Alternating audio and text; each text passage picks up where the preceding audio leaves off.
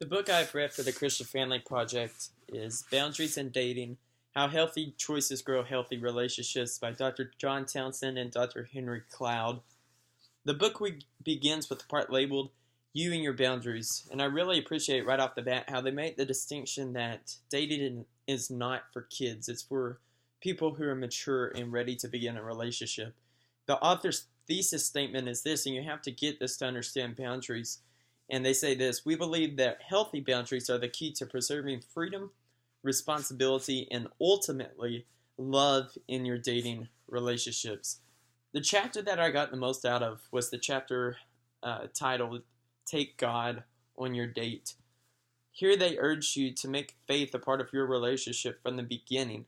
They even go as far as to say if you're the one who is always taking the initiative, it is a problem in regard to faith issues. The goal of the chapter is to develop a relationship in which you are both challenging each other to not just talk, but to walk the things that you're saying. So the second part is titled, Who Should I Date?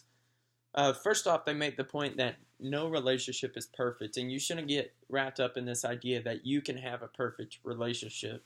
In this section titled, Don't Date Someone That You Wouldn't Want to Be Friends With, the authors made this point. They said, don't think that someone who has no character is going to develop it just because you want him or her to grow. A lot of things within a relationship can fade away, but friendship has to be what's holding that relationship together. It should always be an underlying foundation of any romantic relationship. So the third part of the book is about when you're part of the problem. What happens when you have something wrong with yourself?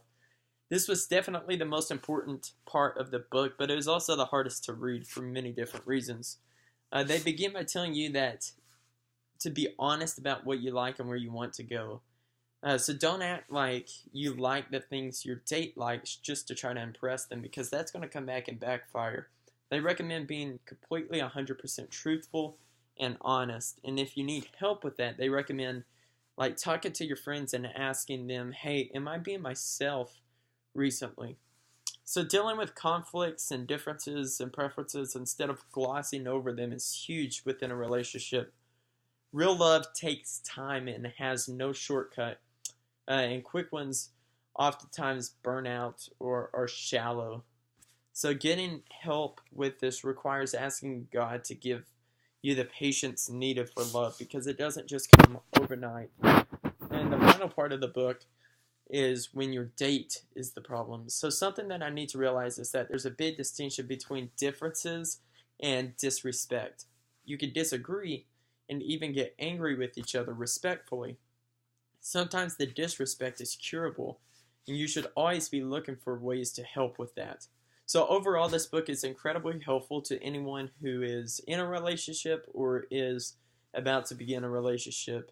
It can save you from a world of trouble if only they put it into practice. So once again, this book was Boundaries in Dating by Dr. Henry Cloud and Dr.